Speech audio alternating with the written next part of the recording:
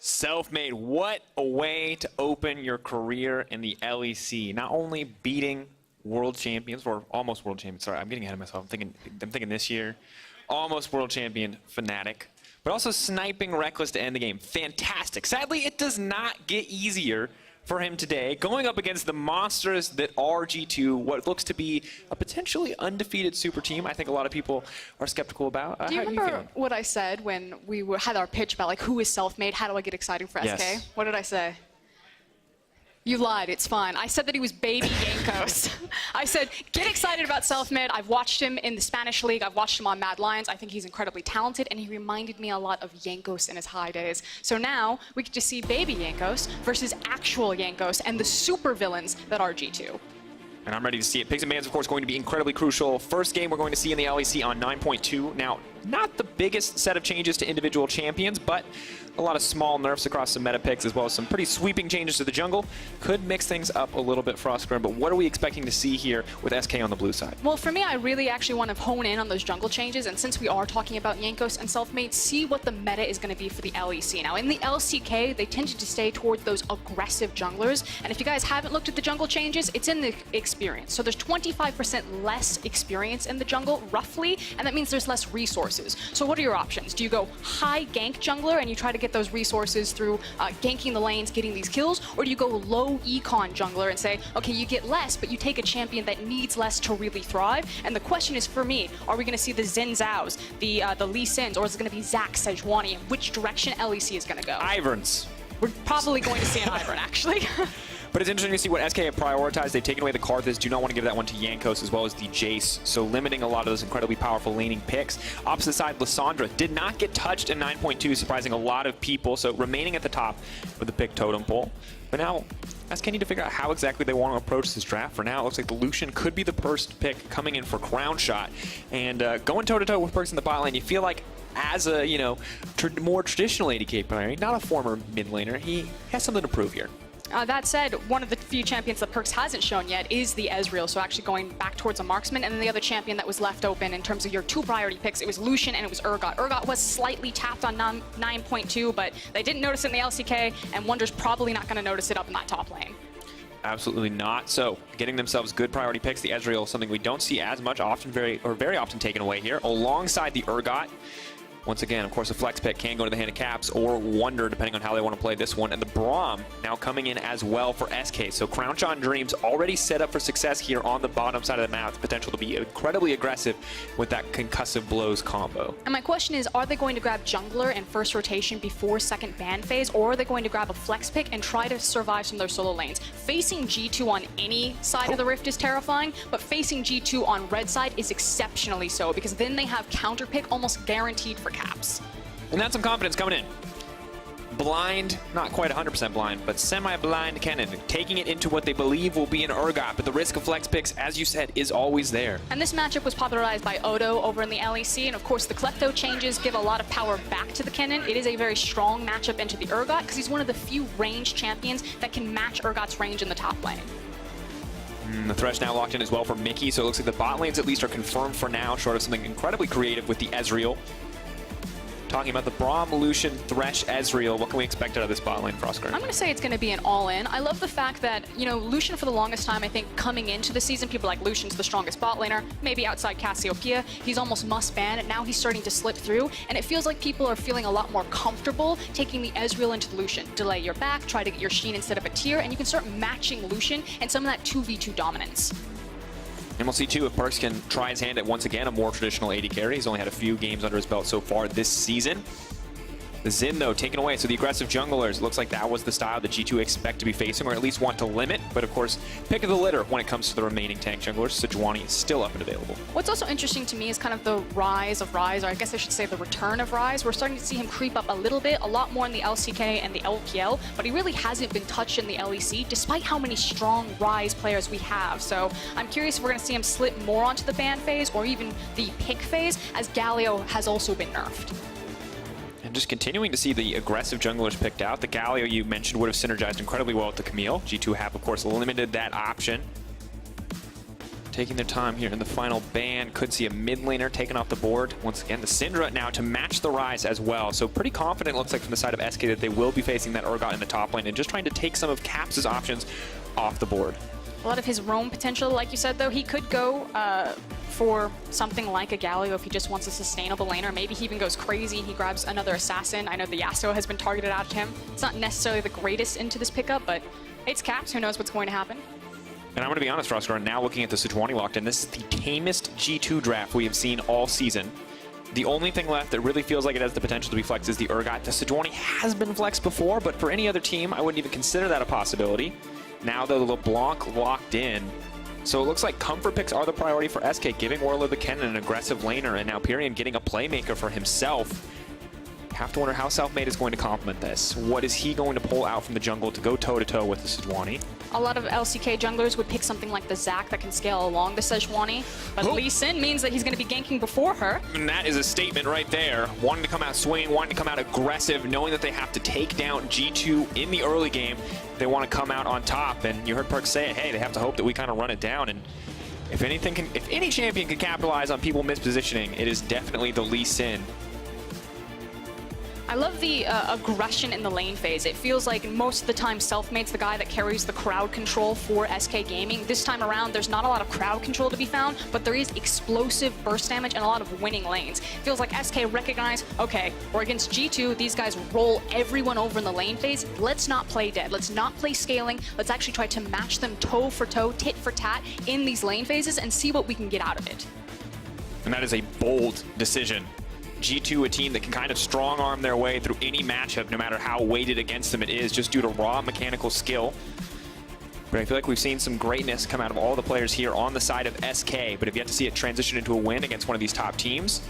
Maybe today is the day that they can do it. G2 were caught out against XL last week. Maybe SK can find some of those same opportunities. And Caps is not on that Akali. These are not the crazy playmaking champions. They're going to give them the opportunity for some kind of insane comeback. Yeah, there's actually a lot more pressure for this guy on your screen in Perks. You know, picking up the Ezreal, when you have something like a Sejuani and a Victor, that amount of zone control in front of you, you have to look at Perks to be that massive damage output and say, okay, we're giving you the space, we're giving you the time, we're giving you these massive AoEs. Now do your thing on Ezreal. Start skating between all of this and min-max a lot of that damage output. And as an update, last second swap, we've got Urgot in the mid lane. We've got the Victor on the top side of the map for Wonder. It couldn't be normal. Could not give it to us 100% straight, could they? Here we are, first game of the day, first game of week 3. Question on everyone's mind, can SK do it? Can they be the first team to take a win off an undefeated G2 Esports, or does the super team keep on rolling through? SK versus G2 starting now.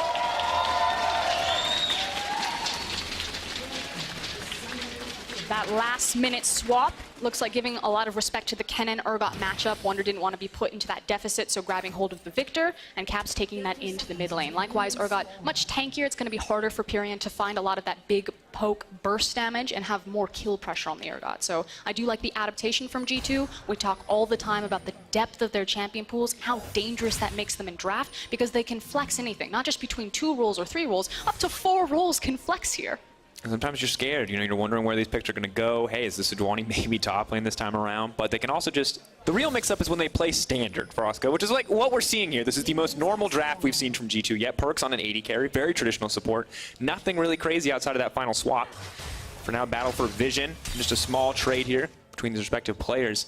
You talked about early aggression coming out. We got that Lee Sin, we see this Kennen, we see this LeBlanc, but where are we looking for Selfmade to go? For me, I want to kind of track the level 6. So Lee Sin's an interesting pick here because, again, you have less resources in the jungle, so where do you make up those resources? On a champion like Lee Sin, you obviously always have the option to look for those ganks, especially with Pyrion's LeBlanc. High burst damage, kill threat is massive there, but if you fall into that trap where you try to hard scale to level 6, that's where Lee Sin gets his big power spike, because obviously his ultimate does so much damage. It's taking junglers much longer to get to that level 6 experience mark, and where they used to do it around 6 minutes, they're doing it closer to 7 minutes in the LCK. And that's massive because Selfmade's the guy where all of the action happens around. So if he's slowed down, if he's not making plays, you know, that much faster into the game, it could slow everything down for SK. And you can see this, we've talked a lot about Selfmade's kind of tropes already in the games that we've seen him in.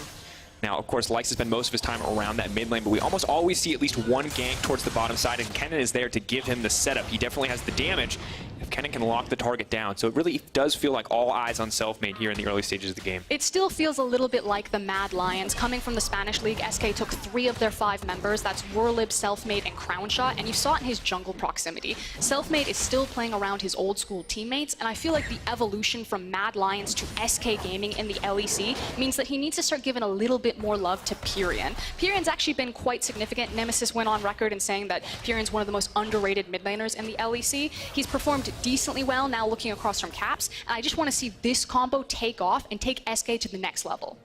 And of course, in a decent spot to do it. He's playing, a huge playmaking champion like LeBlanc. Going up against Urgot, kind of, let's just say, not the most interactive laning phase for both these champions, more focused on clearing out the champions. But once we get into that mid game, you're looking at some of the squishier members on the side of G2, like a Thresh, like an Ezreal, and maybe that is where Pyrion can make the impact. For now, though, Caps continuing just to threaten here in the mid lane. I know that Caps is on a tankier champion. It's still going to be hard to deal with him, and he also has a lot of pressure in the lane phase because that's just naturally what Urgot does. But again, I don't want to underestimate the power of LeBlanc, Lee Sin, and their ability to kill anyone.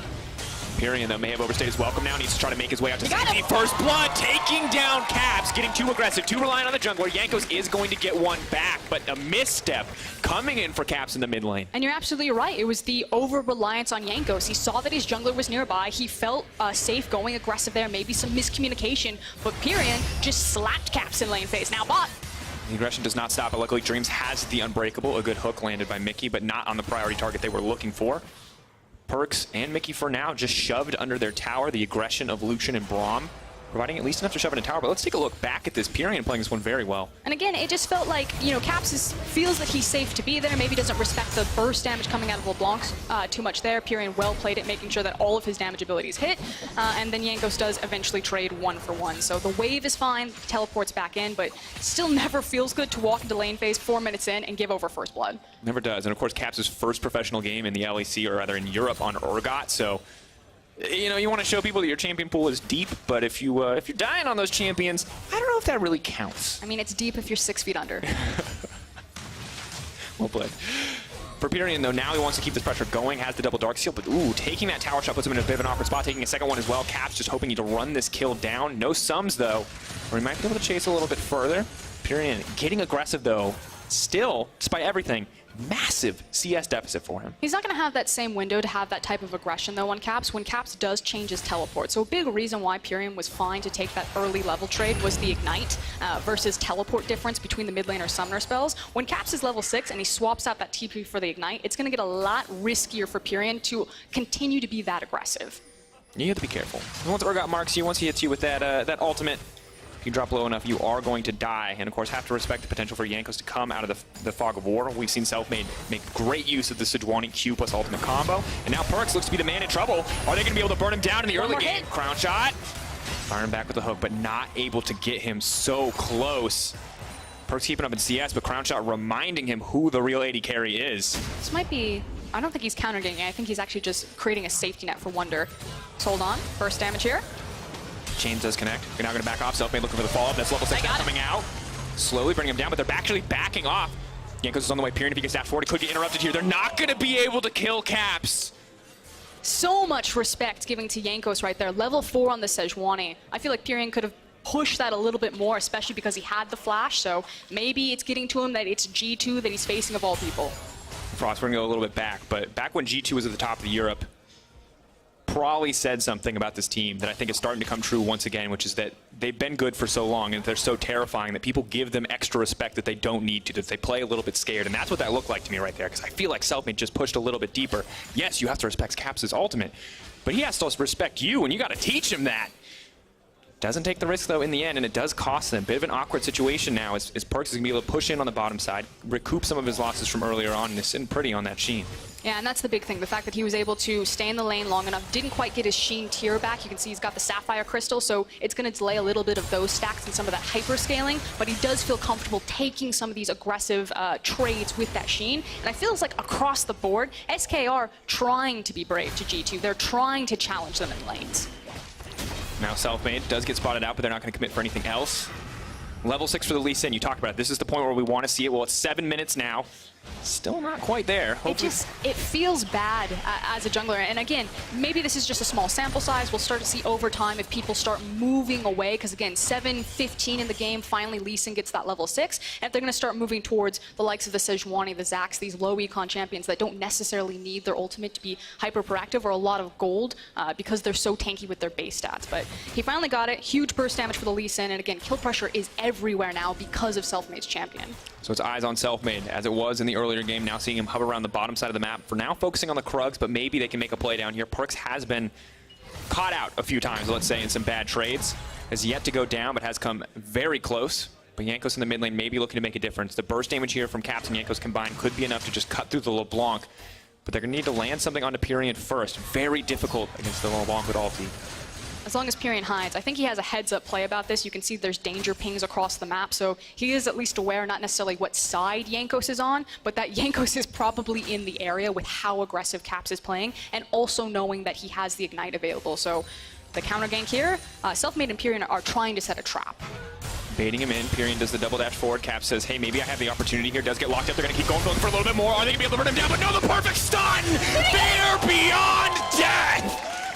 That was so clean. Lee Sin has his ultimate, couldn't get it off in time. That would have been the burst damage, the difference maker, a millisecond of a frame, and that's why Caps is so good. That's why, yeah, that ult was perfectly timed, and these are the narrow windows. But playing the odds. Hold that thought. The flash out from bot lane. They're going to back off. Colin comes in. Perks not Perks. Now he's hit him with the Winter's Bite.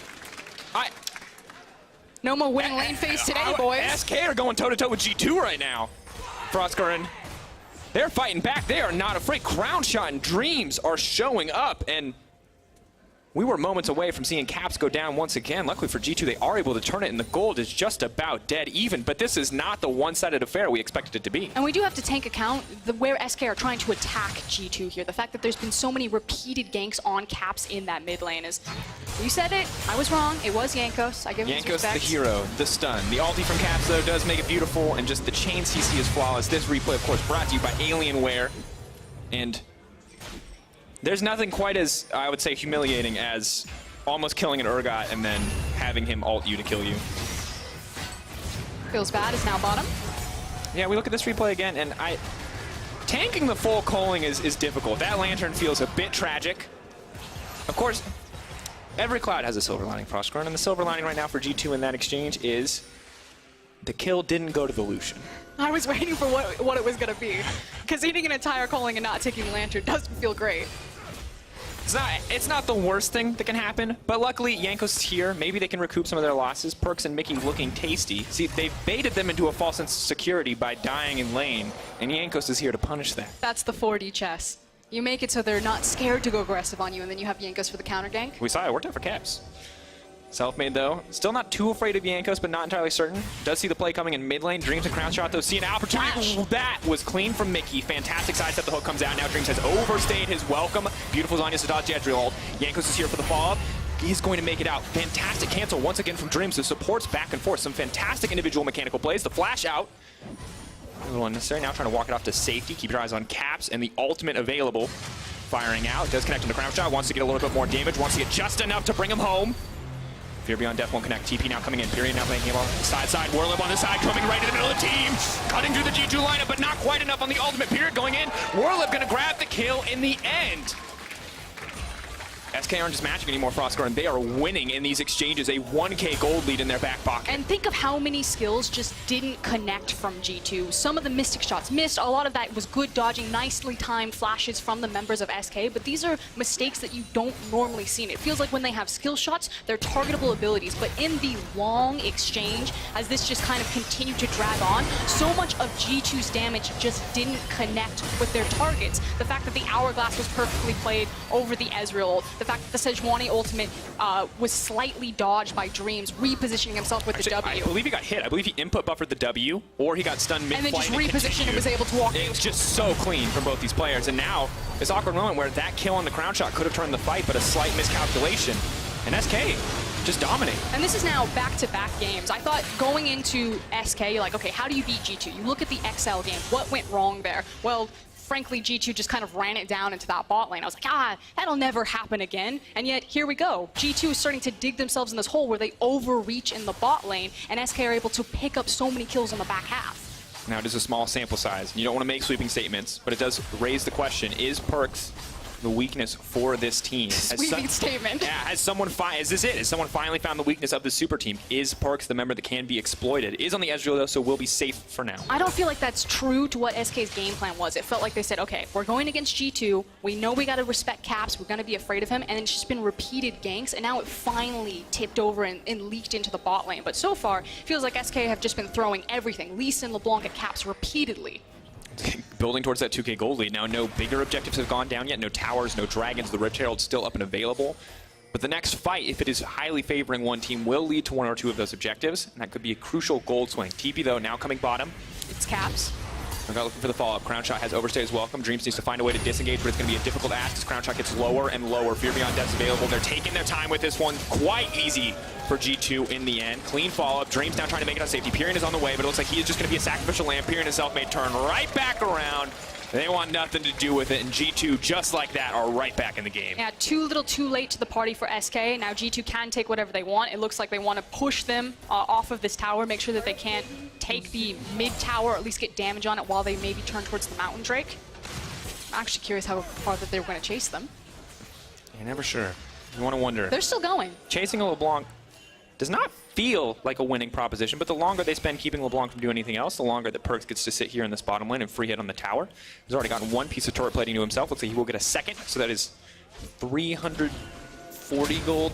20 gold, 320 gold. I also do want to point out that Mickey placed a very deep ward. Lucian actually just walking over it right now. Teleport discrepancies. Locked down, Selfmade is right there, but Warlord is just going to get cut through in an instant. Pulled right back, but he brings the stun back to the team. Selfmade is going to be able to find a kill back. Now trying to outplay this one, now trying to play it safety. Caps, taking a lot of damage here. The dash to the side, Selfmade, the clean looking plays. Jankos manages to live in the end, but it's so close, and now it is Crownshot in trouble. Perks and Mickey for looking for a little bit of revenge. They know the Braum isn't there, they know Crownshot's life is in their hands, and they say not today. But here comes the rest of SK. Looking for the follow-up kills.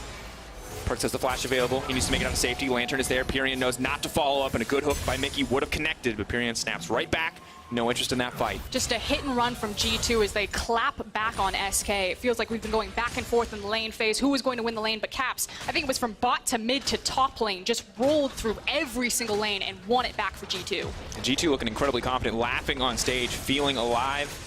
It was a bit shaky there for a few minutes, but the second they find an opportunity, the second SK exposes some of those weaknesses, they can capitalize instantly. And just using the tankiness that they have in Sejuani and the Urgot. Warlib probably suspects that someone's going to be there, walks over, right into that Sejuani ult, doesn't feel good. And Selfmade makes the most of this play, almost manages to make it out, but clean coordination on the tower dive for Jankos to tank that extra shot works out for them. That was the big thing, is how well Jankos was able to juggle the tower aggro, and then unfortunately Crownshot, a little bit too greedy, too far forward in the lane, and Mickey and Perks made him pay. And now with a blue buff and 2 items working towards that key 2 item spike for the Ezreal, G2 are starting to look a lot more confident as they start to push out the mid lane. And it's also at this point in the game where their champions have all of their item breakpoints. Again, across the board, you see that they have the superior itemization. So G2 will feel really comfortable to group up and really start abusing with this composition, particularly on that Ezreal poke. Don't know if SK want to give them that opportunity, though, Frost. We have the flank potential from a Kennen at any moment. It is the AP Kennen, along with Pyrion, who can look to leap in, but it's so hard to know if you're going to get the right flank. It's almost impossible if G2 play it right. A, their vision line. B, the fact that they have Ezreal and Thresh. And the fact that they're able to go aggressive in this mid lane. Which, what that means is they don't have to group up. Check out how fed Perks is. 4-2-2. He can be in a side lane and no one can contest him as long as they keep him common safe mistake. position. The G2 mid laner is Caps now. Perks is the AD carry. Wow, muscle memory just slipped it out. Perks is the Ezreal. I know, it's weird. It takes a long time to get used to. But you're right, Caps 4-2-2. This is a terrifying Urgot. Definitely eat through any stats that your teammates have with that Black Cleaver.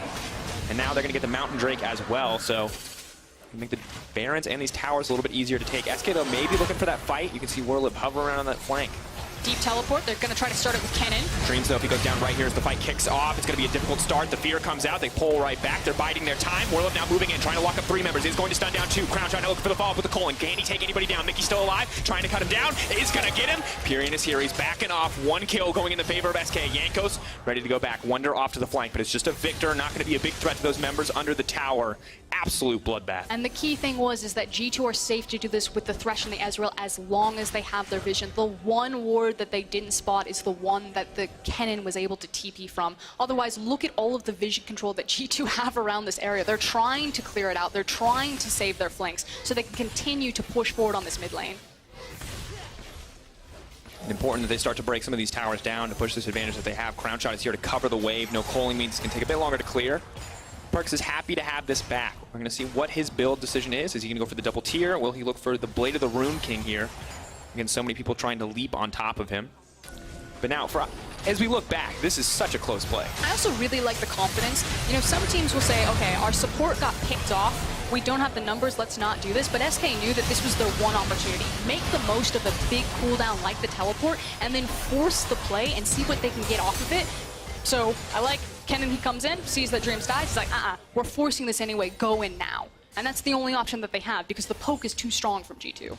Willing to commit, willing to double down on what could have been a bad play, and you have to wonder if the LeBlanc had been there 1 or 2 seconds sooner. Could have that been 3, maybe 4 kills for SK. There's a lot of low health bars on that G2 lineup. Of course, the double magic pen coming in for LeBlanc was hit a little bit on this patch. We'll wait to see the Ludens as the next item. And Urgot sitting comfortably on 2. Rift Trail going to be crucial, and G2 in absolute control. I feel like any game we see G2 get any kind of advantage, they just snowball so effectively. They have been slowed down a little bit. It doesn't feel like it, though, because we're seeing them still in the aggressive position, now taking the Rift Trail and probably going to use that on an inner tower. But let's not forget that Pyrion did manage to get something in the bottom side, and will still hit pretty hard on this LeBlanc, but hasn't been involved in the most recent fights. Perkz feeling confident. They have split this lane in an awkward fashion. Ulti's not going to connect. G2 will just back off on that play. SK retreating into their own jungle. Feels like SK lose a lot of agency on how they want to fight G2 when they don't have the TP available to them, because again, they're so reliant on that Kennen getting the flank to force this G2 Thresh Ezreal combo to actually fight them. Ooh, the flash is coming out though. And I like that you bring that up, because SK is a team that we've seen when they're in control of the game, they look so good, they look confident, they look controlled, and when they lose a bit of control, when they start to fall behind, things do get a little bit shaky. That Kennen play, though, does show us that there is some potential there for them to look for these more aggressive plays, these turnaround plays, these riskier plays, which I think if you're watching the evolution of SK is a good sign to see. What's nice is that when you were watching the Mad Lions, you knew that this team was intelligent with their macro plays, so they shouldn't be completely outmaneuvered by some of the more advanced or veteran teams in the LEC. And in fact, you can see them here. They're responding perfectly on time for the Rift Herald. It does get its charge off, but not much else. Definitely a few seconds off of that not happening. Good spot for G2. Perkz just wreaking havoc in the mid lane on this Ezreal, playing so confidently. Goes for the QSS.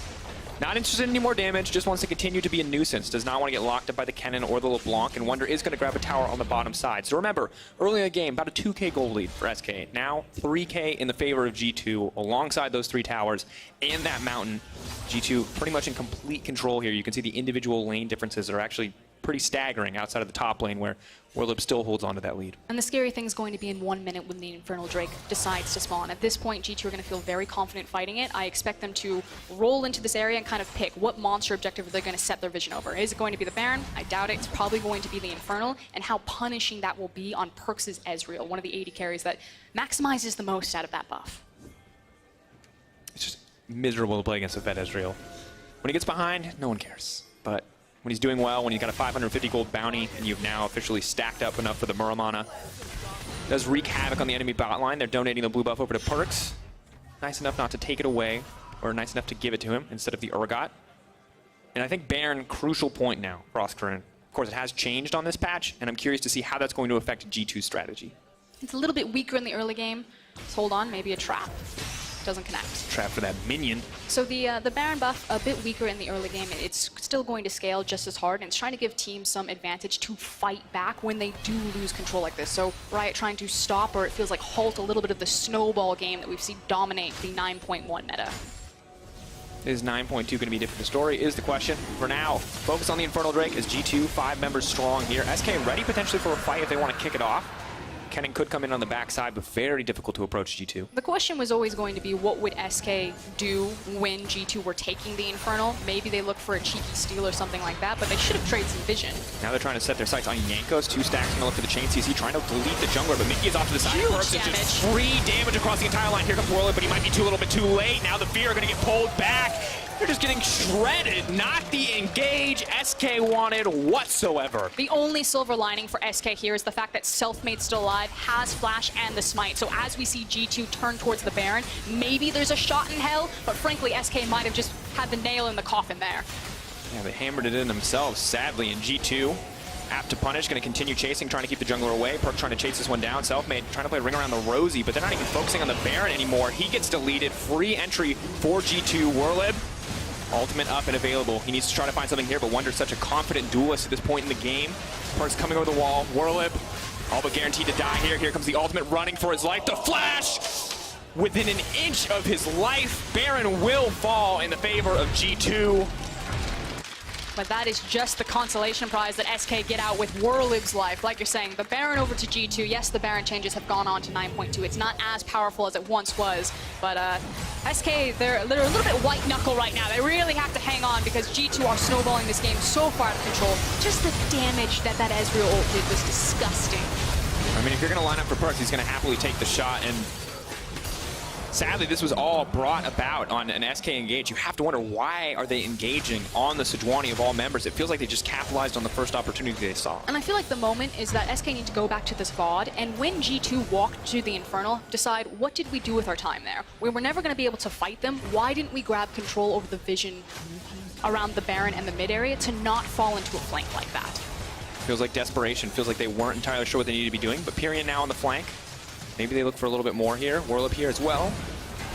Holding off on the fight. Here comes Warlip.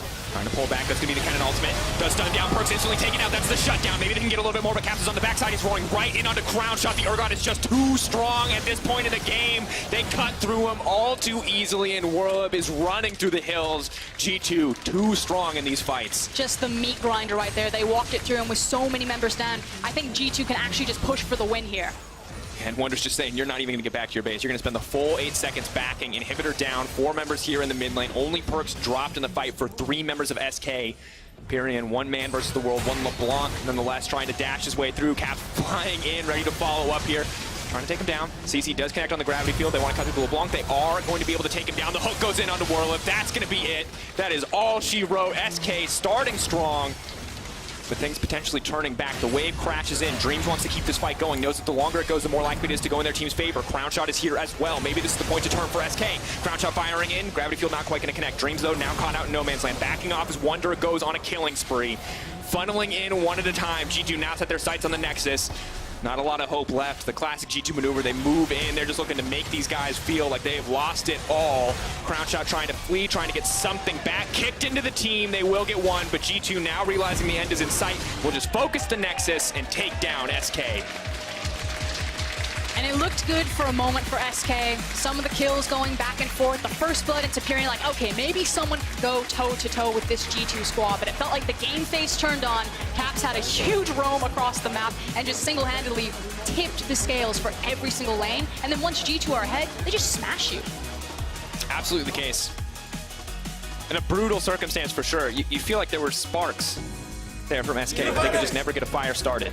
Not quite enough to swing things truly in their favor at any point. I do feel like I want to compliment that SK felt, okay, this is our composition.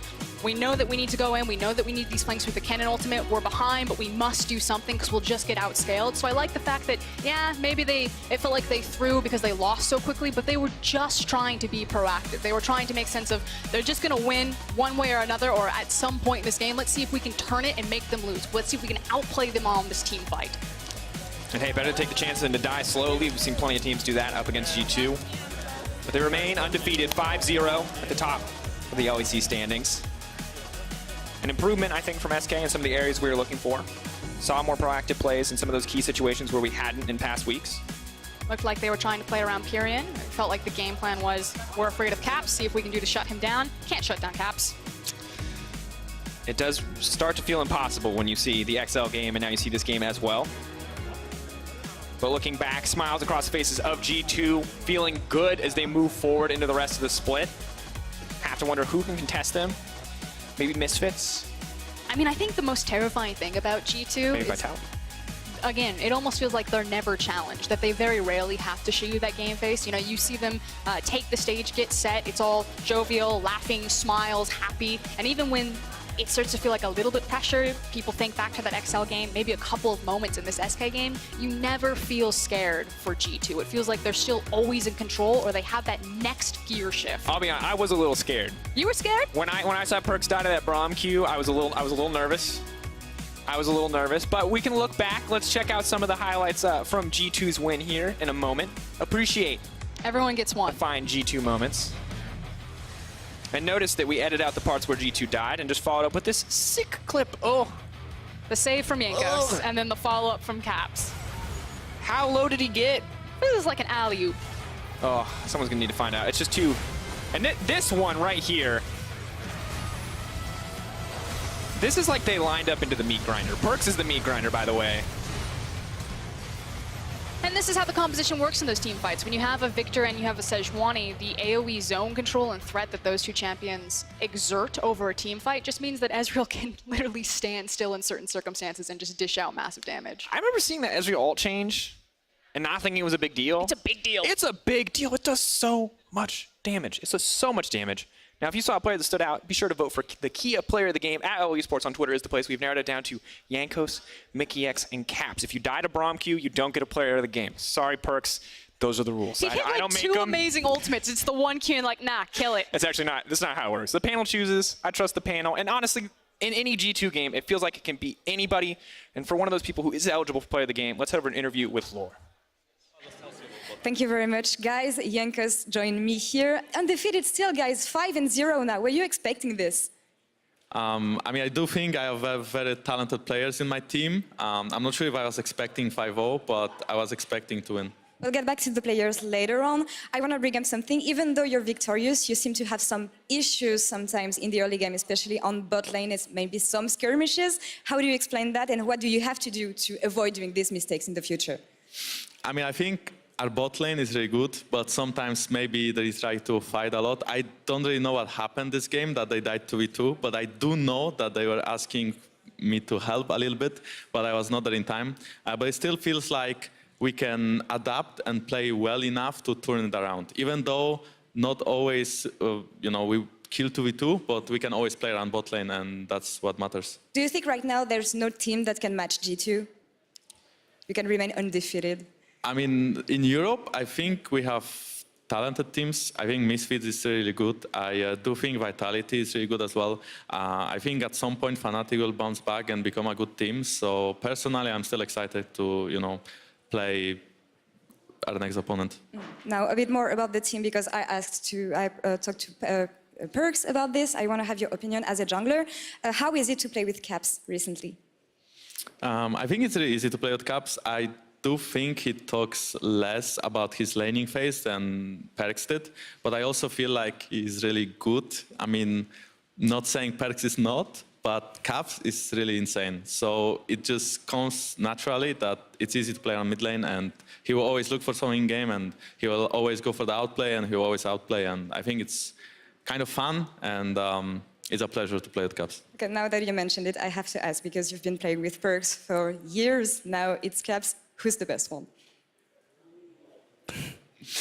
I mean, Perks is the best AD carry in Europe, and then Caps is the best mid lane in Europe. Okay, you got a nice way out of it. Thank you very much for joining me for this one. We're gonna take a short break, and when we come back, it's gonna be Schalke 04 versus Splice. Don't go anywhere, guys.